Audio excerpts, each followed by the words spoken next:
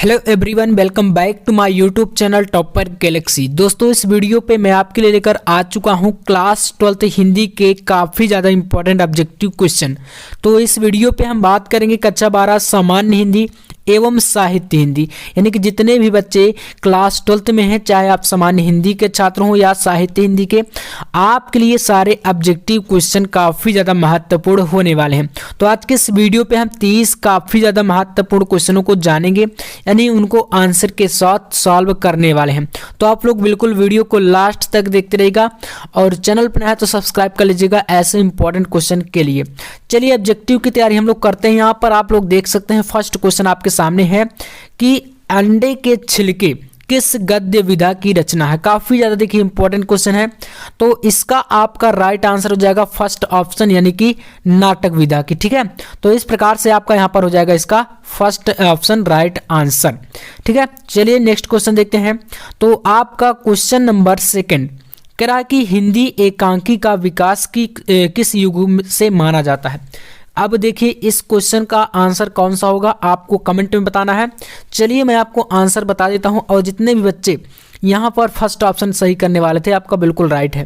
ठीक है, छायावाद युग, यानी हिंदी एकांकी का विकास किस युग से माना जाता है, तो वो आपका छायावाद युग, यानी कि फर्स्ट ऑप्शन इसका बिल्कुल करेक्ट आंसर हो जाएगा। चलिए अगला क्वेश्चन देखिए, यहाँ पर क्वेश्चन नंबर 3 हिंदी एकांकी के जनक माने जाते हैं। अब ये तो बहुत इजी है, आप लोग बता भी देंगे। डॉक्टर राम कुमार वर्मा, ठीक है, क्या है, हिंदी एकांकी के जनक। ठीक है, एकांकी सम्राट भी आप बोल सकते हैं। तो यहाँ पर हो जाएंगे राम कुमार वर्मा। चलिए अगला क्वेश्चन देखते हैं, आपका क्वेश्चन नंबर 4। चौथा क्वेश्चन आपके सामने है, कह रहा कि आवारा मसीहा के रचनाकार हैं। आवारा मसीहा आपको पता है, तो यहाँ पर आवारा मसीहा के रचनाकार कौन है, आप लोग बताइए।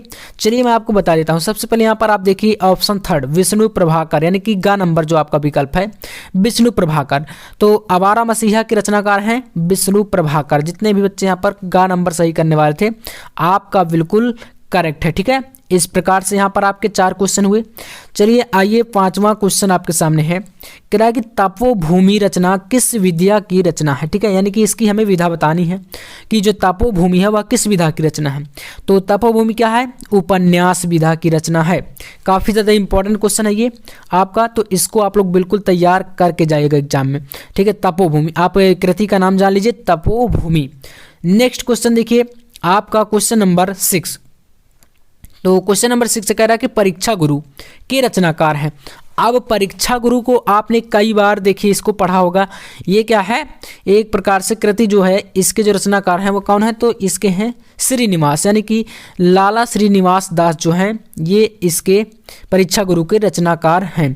तो इसमें हमारा फर्स्ट ऑप्शन, ठीक है, ये जो पहला विकल्प है बिल्कुल करेक्ट होगा, श्रीनिवास दास। ठीक है, यहाँ पर दास है इस प्रकार से, तो कर लीजिएगा। बाकी इसके बाद हमारा देखिए क्वेश्चन नंबर 7। 7वां क्वेश्चन है राग दरबारी। राग दरबारी कृति का नाम है, किस विधा पर आधारित यह रचना है। जितने भी क्वेश्चन हैं सारे इंपॉर्टेंट हैं एकदम। ठीक है, तो यहाँ पर देखिए ऑप्शन खा, इसमें क्या लिखा है सपन्यास, लेकिन इसको कर लीजिएगा आप लोग उपन्यास। ठीक है, तो इस प्रकार की मिस्टेक यहाँ पर हो जाती है टाइपिंग में, तो आप समझते हैं। बाकी यहाँ पर देखिए उपन्यास है ये। ठीक है, तो आप समझ सकते हैं राग दरबारी जो है किस विधा की रचना है, तो ये भैया उपन्यास है आपका। ठीक है, ध्यान दीजिएगा उपन्यास विधा की रचना है। तो यहाँ पर हो गया आपका ये। इसके बाद आइए क्वेश्चन नंबर 8। 8वां क्वेश्चन है, कह रहा है कि उपन्यास विद्या पर आधारित रचना है। स्कंदगुप्त देखिए तो नाटक है, हमें पता है जयशंकर प्रसाद जी का। गोदान ये हमारा क्या है, उपन्यास विद्या पर आधारित रचना है जो कि मुंशी प्रेमचंद्र की है। ठीक है, तो मुंशी प्रेमचंद जी का उपन्यास है गोदान। तो यहाँ पर इसका राइट आंसर हो गया ऑप्शन खा। अब देखिए यहाँ पर आपके सामने है क्वेश्चन नंबर 9। तो 9वां क्वेश्चन है, कह रहा है कि मुंशी प्रेमचंद ने किस विद्या को मानव चरित्र का चित्र मात्र कहा है। तो इसमें से जीवनी, उपन्यास, कहानी, संस्मरण, तो मुंशी प्रेमचंद जी ने किस विद्या को कहा है, तो उपन्यास को कहा है। और मुंशी प्रेमचंद जी को उपन्यास सम्राट भी कहा जाता है। ठीक है, तो यहाँ पर आपका खा जो ऑप्शन है बिल्कुल आपका इसमें राइट आंसर हो जाएगा। अब आइए यहाँ पर आपका क्वेश्चन नंबर 10, राग दरबारी की रचना की विधा कौन सी है? तो मैंने बताया इनमें से यहाँ पर कोई भी नहीं थी। किस प्रकार जब आपका ऑप्शन आएगा, अभी ये एक क्वेश्चन आया था तो हमें पता था क्या था, उपन्यास था। अब हमें इसमें से कोई भी विकल्प नहीं मिल रहा, तो अर्थात हमारे यहाँ पर हो जाएगा इनमें से कोई नहीं। ऐसे भी क्वेश्चन आ जाते हैं, मतलब एक ही क्वेश्चन को कई बार रिपीट करके पूछ लेता है आपको भ्रमित करने के लिए। तो यहाँ पर 10 क्वेश्चन हो चुके हैं। अब आइए यहाँ पर क्वेश्चन नंबर 10, 10वां क्वेश्चन है, निम्नलिखित में से कौन सी रचना उपन्यास नहीं है?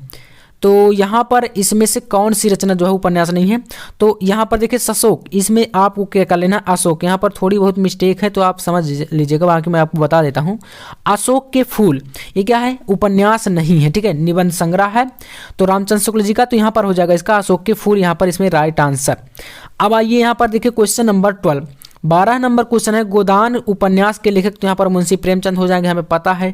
बाकी चलिए नेक्स्ट क्वेश्चन देखिए, गिरती दीवारें, गिरती दीवारें के रचनाकार, गिरती दीवारें, तो यहाँ पर कौन है, उपेंद्रनाथ अश्क हैं, ठीक है, उपेंद्रनाथ अश्क जी हैं, अर्थात का नंबर हमारा इसमें बिल्कुल करेक्ट होगा आंसर।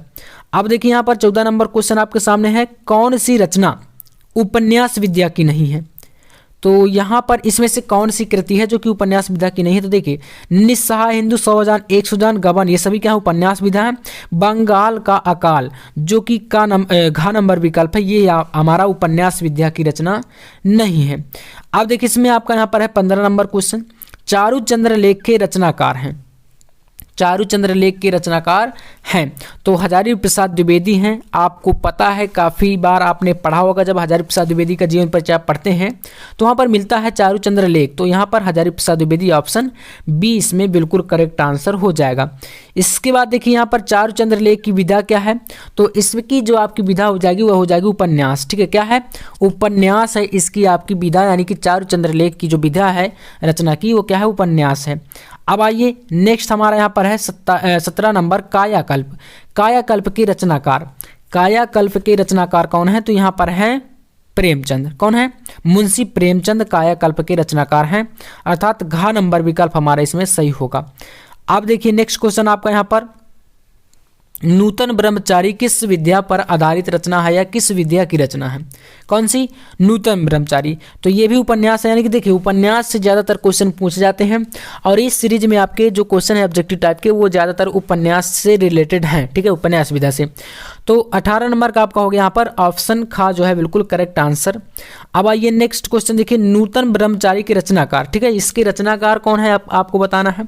तो इसके रचनाकार हैं आपके बालकृष्ण भट्ट, कौन है, बालकृष्ण भट्ट, यानी कि ऑप्शन खा हमारा इसमें बिल्कुल करेक्ट आंसर हो जाएगा।